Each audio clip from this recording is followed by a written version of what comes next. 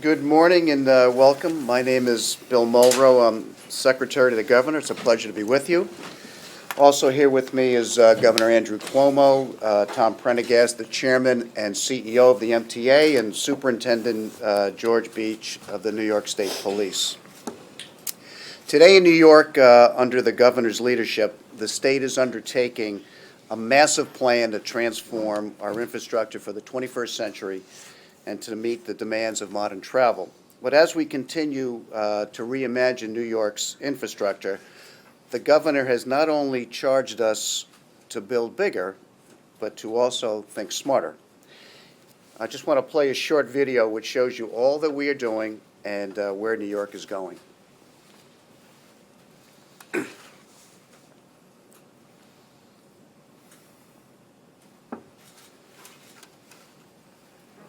New York State has always led the nation because New Yorkers have drive, ambition, courage, and capacity.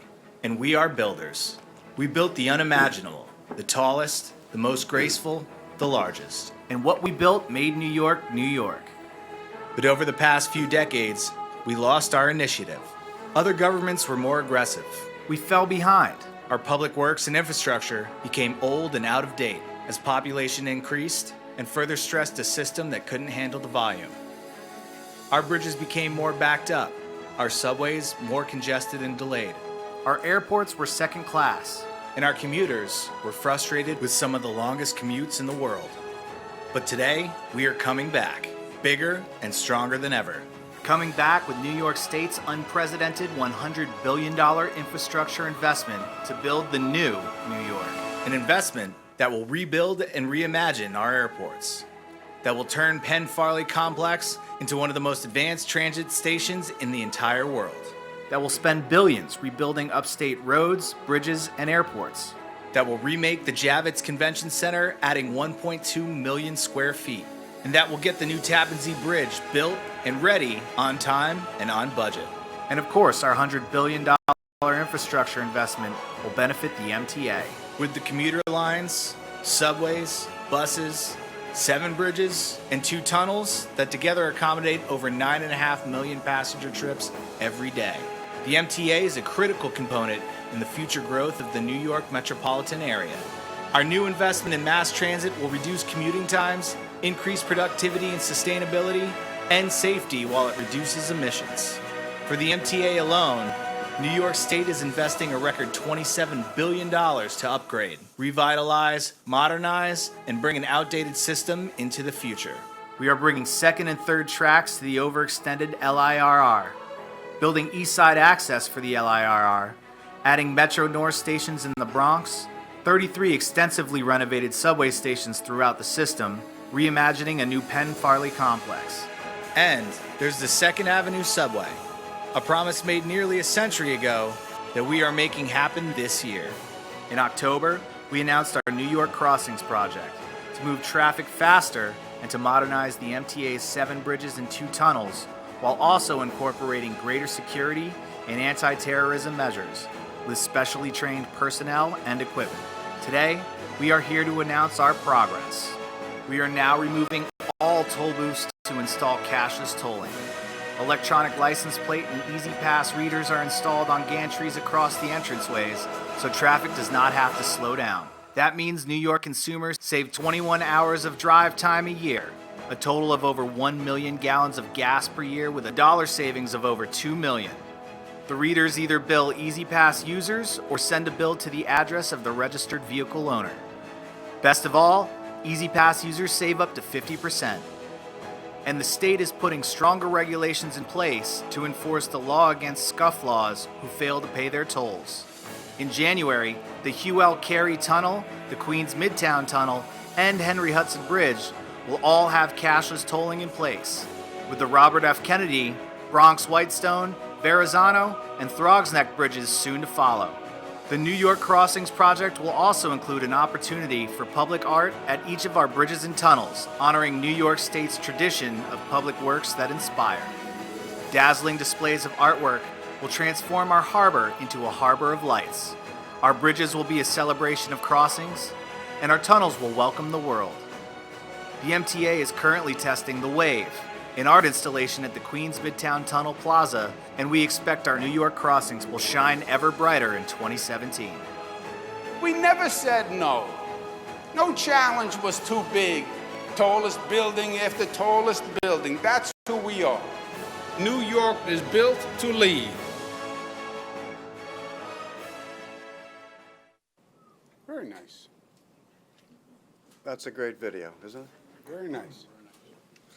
All right, now let me turn it over to the Chairman and CEO of the MTA, Tom Prendergast. Thank you, Bill. Good morning, everyone. The MTA is in the midst of its largest capital program in modern history at $27 billion. We are currently undertaking a number of individual projects to improve the travel experience for New Yorkers, and they are strategically linked as part of our transformative plan to reimagine New York's transportation infrastructure. On Long Island, we are moving forward on the second and third track projects. We're adding 4 new stations in Metro North Territory and the Bronx, and we are building a new Penn Farley complex, completing East Side access and the opening of the 2nd Avenue subway. Today, we are here talking about reducing traffic congestion and removing toll booths at all MTA-operated crossings. We all know that New York roads are some of the most congested in the nation, with commutes from Long Island, Westchester, and northern New Jersey averaging upward of 2 hours. The new cashless tolling system will significantly reduce congestion and improve traffic flow, alleviating some of the stress that comes with being a New Yorker and allowing people to get to where they need to go and do it faster. We've been testing this technology, and it is working very well on the west side of Manhattan. We are now bringing it to the rest of the MTA crossings in the region. The Queens Midtown Tunnel, UL Cary Tunnel, Brooklyn Battery Tunnel will be completed in January, with automatic tolling and running at the remaining crossings by the end of the year. The schedule is follows, like we said, UL Cary and Queens Midtown in January, the Walkway Bridges in the spring of 2017, the RFK and Verrazano Narrows Bridges in the summer of 2017, and Throgs Neck and Bronx Whitestone in the fall of 2017. Here's how the system works. Sensors and cameras will be suspended over the highway on structures called gantries, and vehicles drive right through underneath them without stopping. With open road tolling, if you have an Easy Pass, it's going to make your life a whole lot easier.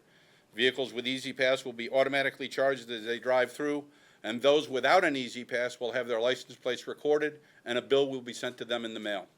We're very serious about revenue collection, and in just a moment you will hear from Superintendent Beach from the New York State Police, who will lay out the new enforcement program. Just because you don't go through toll booths, don't think we don't have your license plate and accounting of who owes the toll.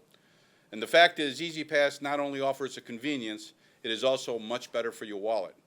Typical Easy Pass users get a discount ranging from 30 to 50%, and you can purchase Easy Passes at one of the MTA Bridges and Tunnels lanes or go online. It's quick and it's very easy. At the governor's direction, we're not only looking at function when designing these toll plazas, but also form. In addition to saving millions of New Yorkers countless hours in drive time, we are ensuring our crossings are representative of the beauty of New York and the public work it is. All of the MTA's 7 bridges and tunnels in the metropolitan region will have site-specific art installations, and each plaza will offer a unique design, with decorative artwork creating a wave effect, and its chainmail fabric moves through the wind, as you saw in the video. Right now, we are currently testing this concept at the Queens Midtown Tunnel.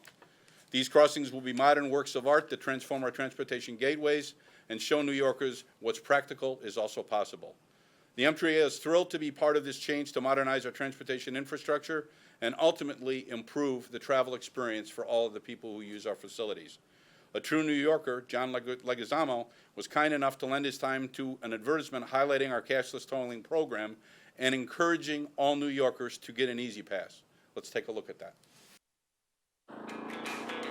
New York State is on the move, out with the old and in with the new. Toll booths are going out, and cashless tolling is coming in. It'll automatically read your Easy Pass or your license plate, so you don't even have to slow down. An Easy Pass will save you up to 50%. Without it, you're going to get a bill in the mail and no discount. It's like throwing money out the window. So you can do this the hard way or the easy way.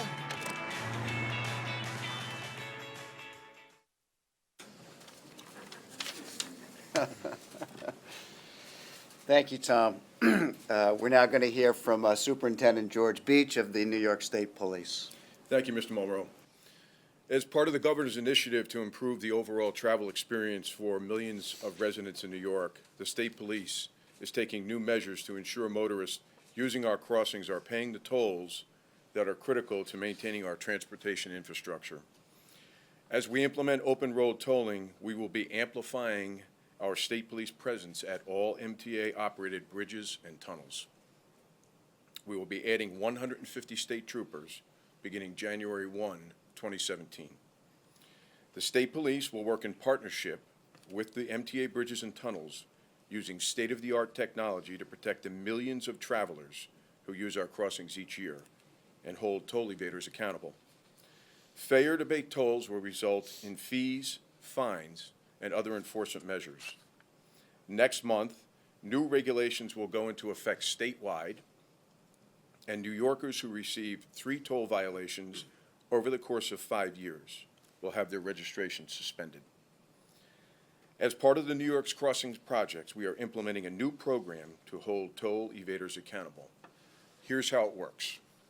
First, we are installing license plate cameras with the capacity to capture vehicles traveling regardless of lighting conditions and speed at all MTA crossings. Next, the New York State Department of Motor Vehicles is providing the state police with a constantly updating list of vehicles that have had their registration suspended for toll violations. Each vehicle that passes through a bridge or tunnel will have their license plate scanned, and the technology will instantly cross-check the vehicle's license plate number with the list of suspended registrations and transmit that data back to the on-duty trooper, as well as the on-duty bridge and tunnel officers in less than 5 seconds. When a vehicle with a suspended registration travels over a bridge or tunnel, an alarm will trigger in the trooper's vehicle, alerting him or her of the violator. And lastly, this technology will cover all lanes of traffic, and the troopers will be stationed there 24/7 to hold toll violators accountable and ensure that everyone is paying their fair share. There will be special pull-off lanes in the area of the gantries for troopers to pull people over without impeding the flow of traffic. I want to be very clear. When it comes to toll scofflaws, we take our responsibilities very seriously, and we will catch you if you try to skip out on tolls. In addition to making people's commutes easier, New York is taking action at our crossings to enhance security. These crossings remain targets for terrorist attacks. At bridges and tunnels, the National Guard will partner with traffic enforcement units to ensure public safety in the event of a terrorist attack or another emergency situation. Special barricade trucks will be positioned at the crossings to serve as mobile barriers in the event of an emergency. I thank Governor Cuomo for his leadership on this important issue and for taking action to ensure that we are equipped to meet the challenges of tomorrow. Mr. Mueller, thank you. Thank you, Superintendent. As both Tom and the Superintendent explained, open road tolling marks a major step forward at New York crossings that will not only reduce congestion, but also improve traffic flow. As a native New Yorker, like many of you in the audience, I have lived through 5 decades of traffic jams, and I can't tell you how personally excited I am for 2017 to roll around. It's now my pleasure to turn it over to the Governor, who is leading the charge to revitalize our transportation infrastructure for the next generation. Governor? Thank you. Thank you to the Secretary and the Chairman and the Superintendent. As the video showed, just for a point of context, we announced last year a $100 billion infrastructure rebuilding program. Infrastructure, it's an awkward word. Roads, bridges, airports, train terminals. Why? Because in many ways, New York was falling behind. We were at one time the most aggressive state when it came to construction, when it came to new development. And then somewhere along the way, we lost our initiative. Last time we built a bridge was the Verrazano, 1959. The airports were built in the late 30s and in the 40s. So our infrastructure is very old, and it is out of date. And it is amazing how many advancements there have been by other governments around the world. And if you want New York to stay a preeminent state in the nation, well, then you have to stay current and stay up to date. And we are now working double time to make up for those lost decades.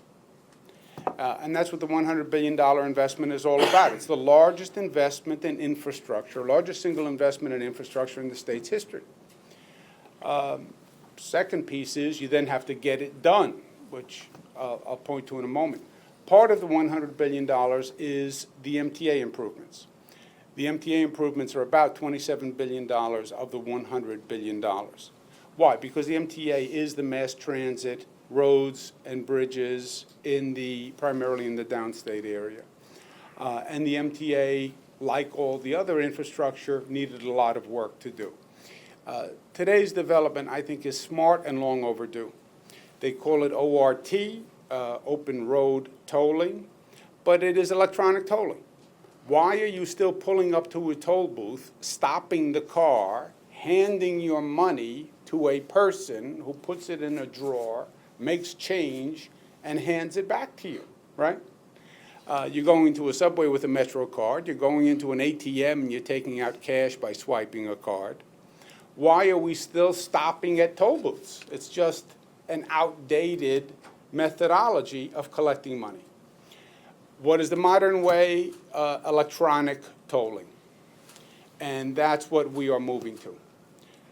The electronic tolling, the upside is very big.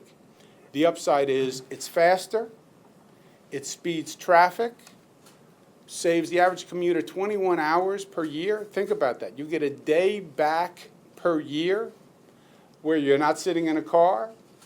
The amount of gasoline, 1 million gallons, is 20 million pounds of carbon that doesn't go into the atmosphere. So it makes sense all across the board. The one risk, quote unquote, with electronic tolling is whether or not it is as effective in collecting revenue as the old-fashioned toll booths. Robert Moses liked the toll booths and the revenue officers because he was very serious about collecting the revenue. And that's why you had peace officers who stopped the car and basically said, give me the money. You know, it is a very effective way of collecting the money, or the car doesn't move. The fear is when you go to these electronic tolls, might they be less effective at actually collecting the funds? Now, from a technology point of view, they're not, because they read the Easy Pass or they read the license plate. And if you don't have an Easy Pass, they send you a bill to the house. The question becomes, might people not pay the bill at the home? Might there be more scofflaws, et cetera? So we have a very sophisticated system that will be implemented at the same time for enforcement. The electronic readers work two ways. They will register you're at the bridge or at the tunnel. They will also notify the police officers on duty if you are a scofflaw. And the technology does that within seconds. And there will be police cars stationed at the plazas.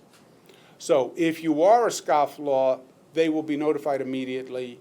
The plazas are being redesigned so there are pull-off areas where you can be ticketed on the spot.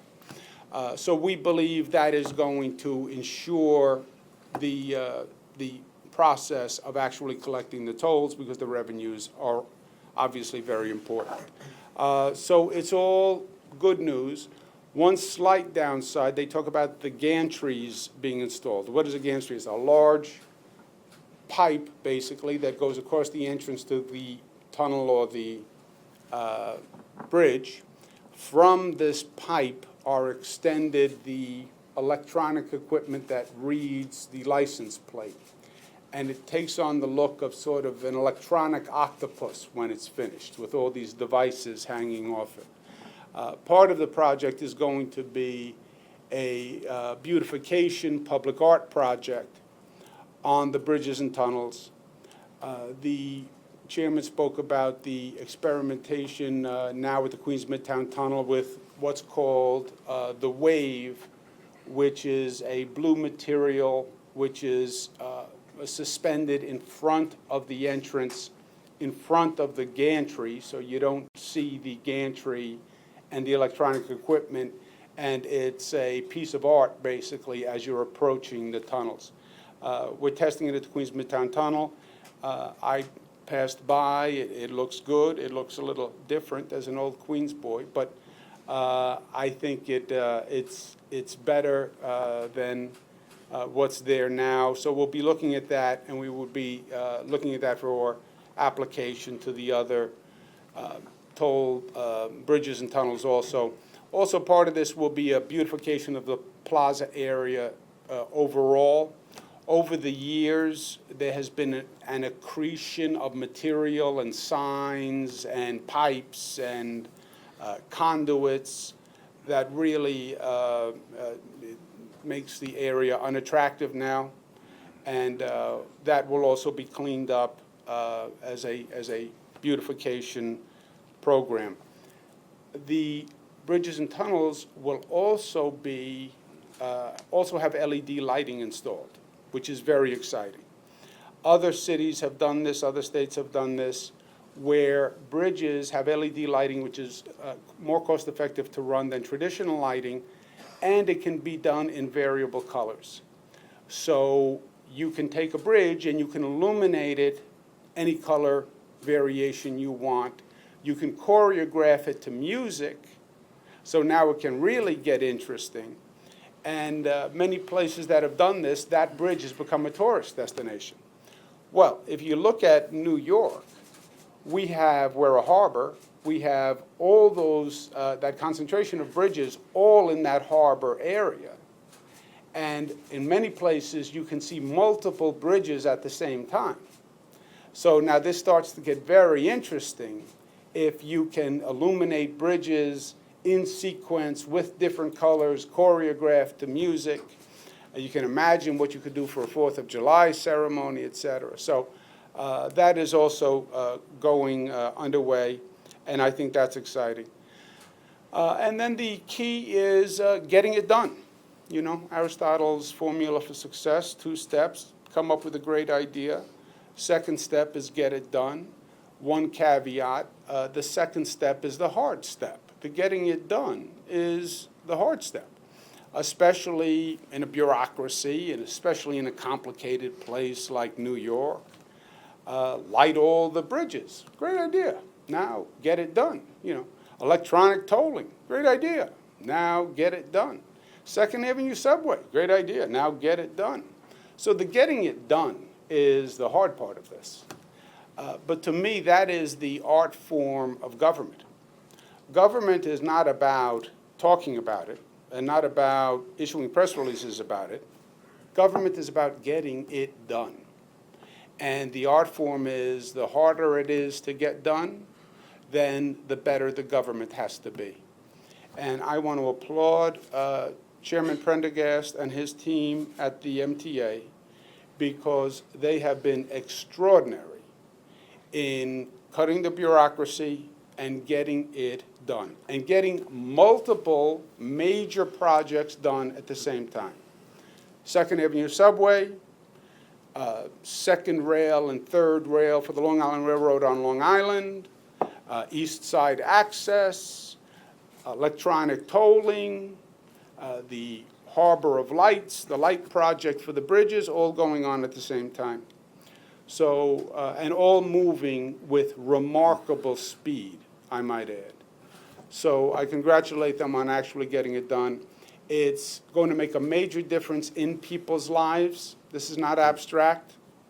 When you pull up to that Queens Midtown Tunnel or the Verrazano Bridge or the Triborough Bridge and there's no toll, that makes a difference in your life. It really does.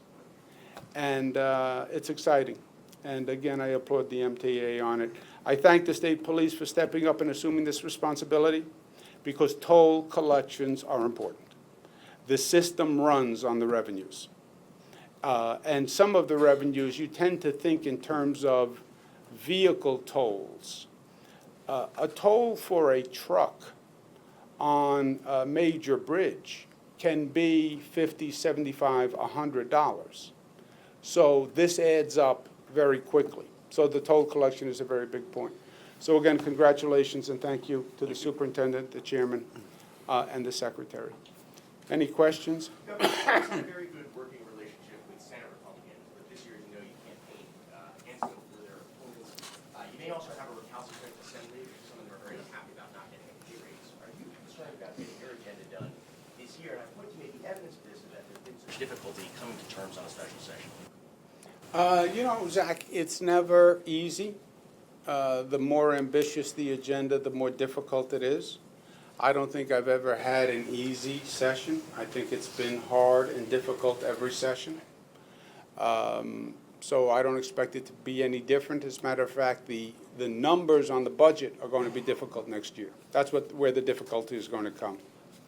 As far as the pay raise is in itself a difficult issue. It's a difficult issue for them politically. It's a difficult issue for everyone.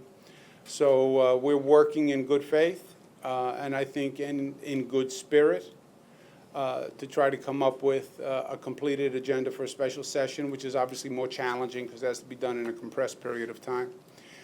Special session is not like a normal legislative session. You can't go to Albany and discuss over a period of days an issue to come to resolution. You actually have to have it all resolved before. So it's just harder to execute. But I spoke to both leaders this morning, and everyone is working to get it done. And to the extent it's going to be difficult next year, it's always difficult. That's why I get the big bucks, or don't. Governor, what's your position on two bills that I believe are on your desk related to gravity knives and legal representation for people that can't afford it? Is the state going to pick up that bill? The question on the indigent defense is just a financial question. We're reviewing it now, but it is being done outside of the budget context, and it is a very expensive bill for the state and would have a significant impact on the budget. But we're reviewing that, and we're reviewing the so-called gravity knife bill. And with respect to some party politics, do you have a preferred candidate for DNC chair? And do you agree with the mayor that Bernie Sanders' message would have defeated Donald Trump? I do not have I don't have a preferred candidate for DNC chair. And I think the analysis of the Trump-Clinton race is complicated, and I think there were a number of factors. On the special session, Governor, are you concerned at all about if it does happen in this package, some package moves through, that the public and even rank-and-file legislators won't have had much of a chance to review? And, you know, what do you say to criticism that's come from some legislators that this type of thing shouldn't be rammed through with very little public review? You know, that is sort of the constant refrain. That is normally the refrain in Albany during the regular session when we're doing the budget, because the budget comes together late. And when you finally have an agreement, it's one day before the budget has to be voted, and then they get a book this thick. The special session is actually a much, much better situation than that. These are actually fairly straightforward issues. These are not complicated bills. You could read it, you know, in a matter of a half an hour. So I don't think that's what this is. I don't think that applies to the special session. On this subject, if you eliminate the tolls, what happens to the people who are collecting them now, the TBTA officers? And is there a security component? As the traffic slows down, it gives you an opportunity to see what's coming in, pull a truck over, examine it. Is that an issue? Because right now, a lot of trucks do get flagged at the tolls. They'll be speeding right through.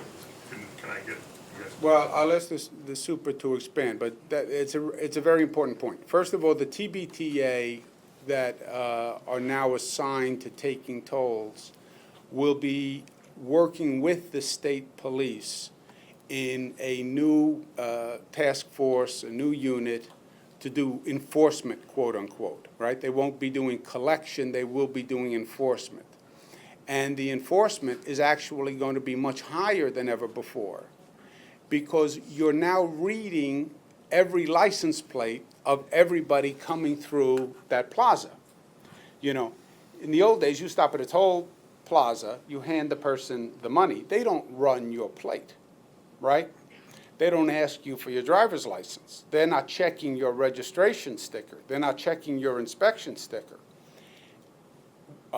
Under the new system, every car that goes by is going to have the plate read, and in violation, that pings off that plate gets to the cars that are stationed right there in a matter of seconds, and they can pull you over on either side of the tunnel or the bridge. So you're coming in from the Queens side to the Midtown Tunnel, let's say. Your plate triggers a violation. The car on the far side of the tunnel will be looking for you when you come out, and they're going to be designated pullover lanes so we don't block traffic in pulling people over. So I think TBTA is helping with that, or TBTA and the state police will be working together on that. no layoffs? No layoffs. So actually, I believe the enforcement goes way, way up. Because think about it, literally every plate will be read. And you'll get scofflaws, which is primarily who we're looking for, because it's about toll collection. But you'll also get unregistered vehicles. You'll get stolen vehicles.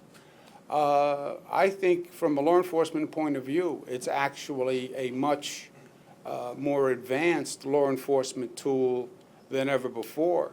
And if anything, the enforcement and the compliance is going to go way up. You know, people who have violations, whatever they are, parking ticket violations, et cetera, they're going to have to think twice before they go through one of these areas, because it's no longer as simple as just paying the toll.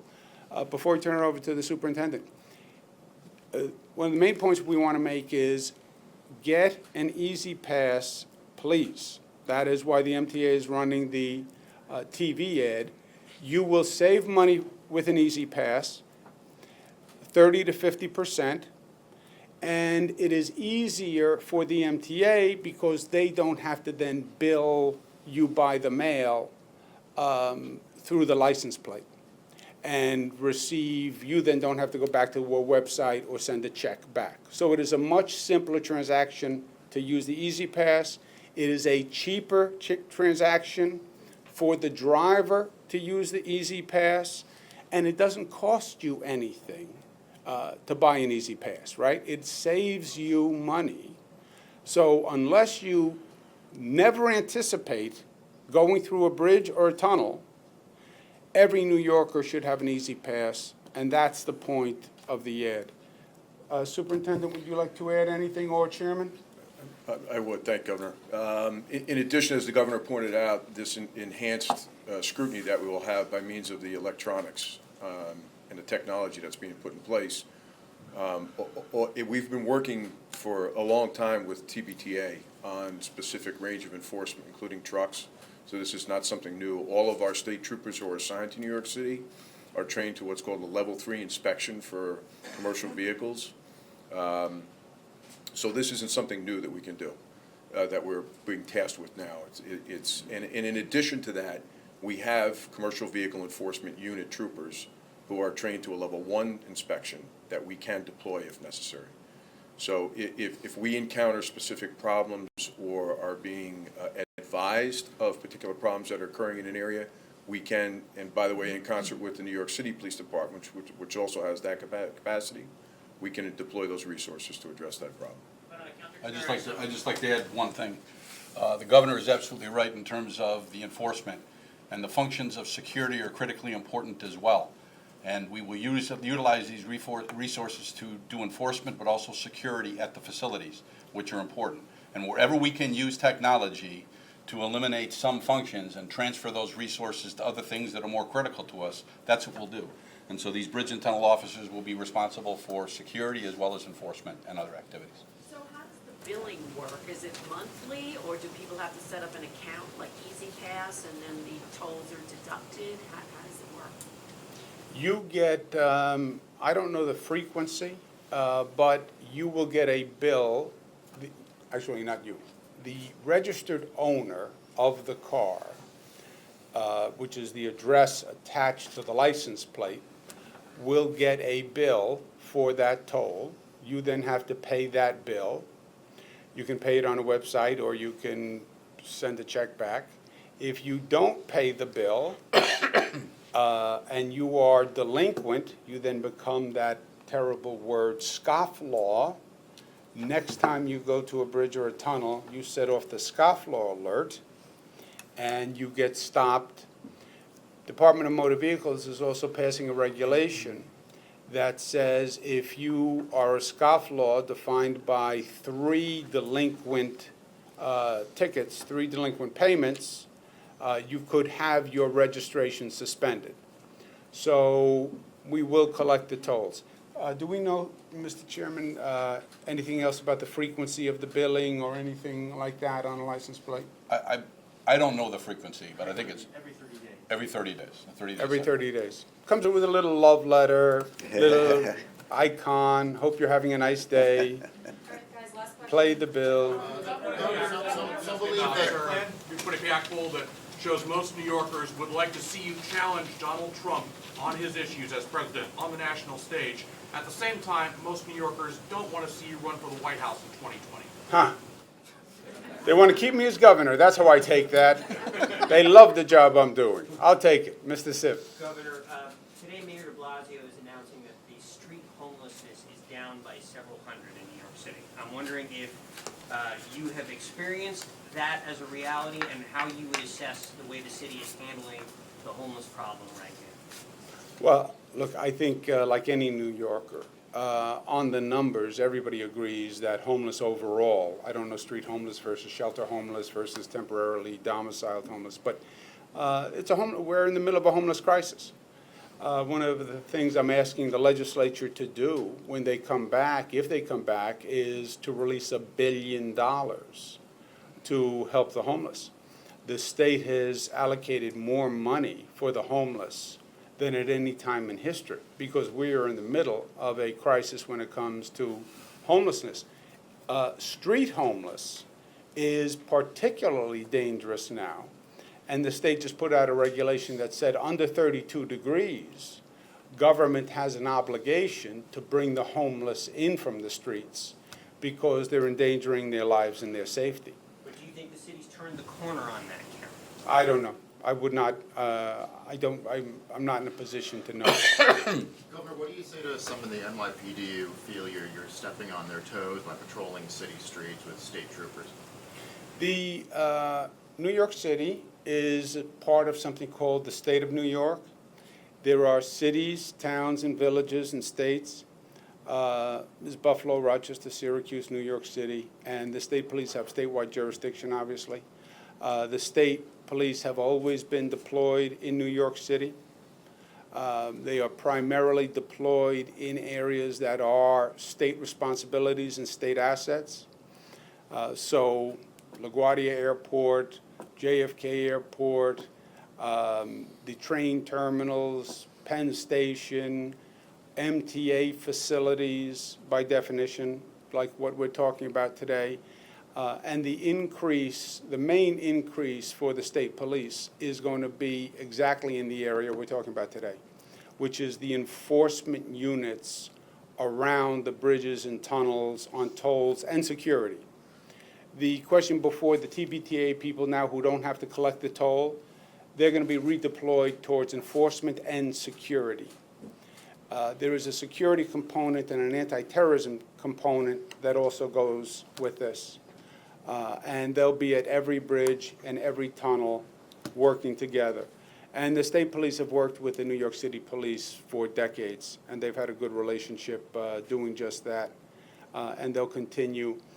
2014, I worked on a joint initiative with Governor Christie, where we both agreed to increase the state presence of state police on both sides of the river around sensitive assets to combat possible terrorism risks. So I don't think there's anyone who doesn't think the more security, the better right now. You said the finances for next year are looking a little tough. Can you just give us a little more information on that as you prepare your budget and the state of the state? And as part of that, are you going to be looking to New York City to shift some costs like you had proposed last year? No, there's always a question of, whenever you do the budget, there's always a question of who should pay what and what percentage. That's just part of the normal budget negotiations, not just with New York City, it's with every city across the state, literally. You guys tend to see it just from the New York City perspective, but conversations we have with New York City, we have with Buffalo, we have with Rochester, we have with Syracuse. Every mayor in the city will tell you every mayor in the state will tell you that their city is not getting enough money from the state. It's just, it's one of those constant refrains. That is nothing out of the ordinary. The collections are down. We don't know how far down, but we know there is a shortfall from the projected revenue. So the budget is going to be tighter than in past years. The past budget years, the difficulty came from the abundance of options. We had funding. What's the best thing to do with the funding? I think education, I think economic development, back and forth.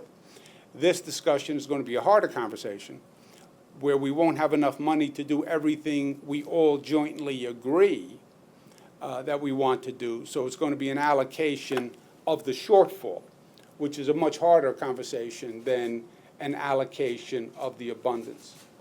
Okay, thank you very much. I'd like to congratulate one more. Can you comment about the pension fund indictments from the U.S. Attorney today? I have not seen them. I'm familiar with the pension fund. When I was Attorney General, I brought cases against managers of the pension fund, people in the Comptroller's office, and the Comptroller himself at the time, and actually won those cases. We actually convicted one of the prior Comptrollers. It has been a chronic problem in the Comptroller's office. Pension fund, the pension fund has in New York the Comptroller is the sole trustee of the pension fund. Most states have a board. New York, we have one person, the Comptroller, who's in charge of investing the pension fund. The pension fund is one of the largest single funds in the country. I don't know its current value, but it's in excess of 100 billion, certainly. There's one person who's in charge, and his office makes the decision. And every hedge fund, investment fund in the country is trying to get some of those pension funds. So the temptation for corruption and bribery and bid rigging is very, very high, given the system we have. And that's the case I brought as Attorney General. That's apparently the case that the U.S. Attorney is bringing today with a different set of characters. But it is a chronic problem. It has been in New York State. It has been in Comptroller's offices across the board, but not as bad as in New York, because New York, we have the sole trustee. And obviously, if that's what the case turns out to be, it's a problem that we still have. To follow up, the Comptroller has asked for his office to have more oversight powers. Does this give you pause in that, in terms of the current responsibilities of the Comptroller? Well, I think it raises obvious questions to any reasonable observer.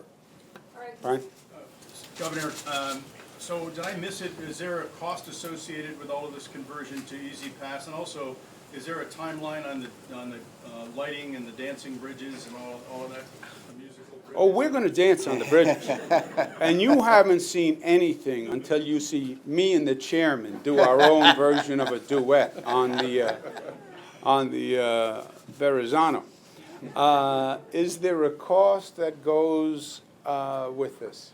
Yes, there is a cost, but we had a capital program that expected to replace toll plazas in kind, so there'll be savings from that. And we're programming it into the state of good repair program that we have, so it's almost cost neutral. But there are some additional costs, but they're in the budget and they're programmed. Tom, has the Second Avenue subway cleared all of its safety hurdle checks at this point today? Yes. I mean, it's. That's the well, wrong we're- question, Andrew. As of, the question is not, has it cleared the hurdles as of today? The question is, will it clear the hurdles to open January 1? And that question the chairman won't answer. I'm kidding.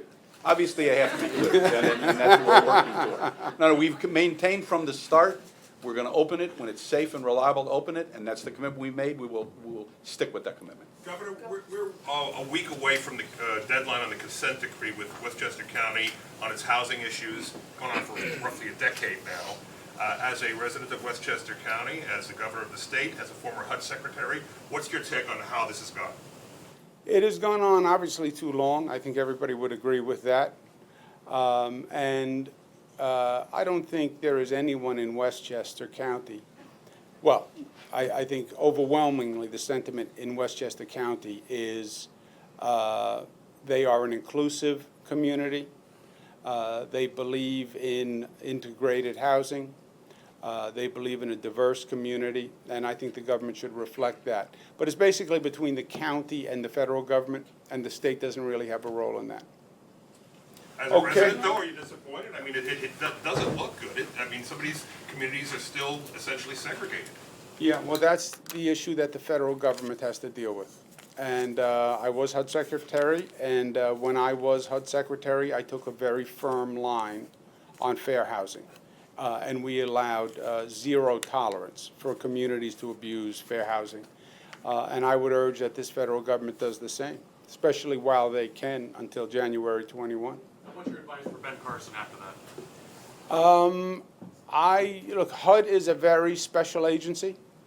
Housing and Urban Development, it does a lot of great work. Affordable housing, public housing, homeless services, economic development. It really does great, great work. And any advice I can give him, any help I can give him, I would, because I want to see the agency do well. I want to see the federal government do well. I'm a citizen of this country. I want to see the country prosper. New York State is heavily reliant on HUD and these other federal programs. So any way we can have a cooperative relationship that benefits the state and the people of the state of New York, that's what I want, and I'm not going to let politics get in the way of that. Is he qualified to run the agency? The Senate will make that determination. There's a Senate confirmation process, and there'll be a set of hearings, and the Senate will make that determination. Thank you. Thank you, guys.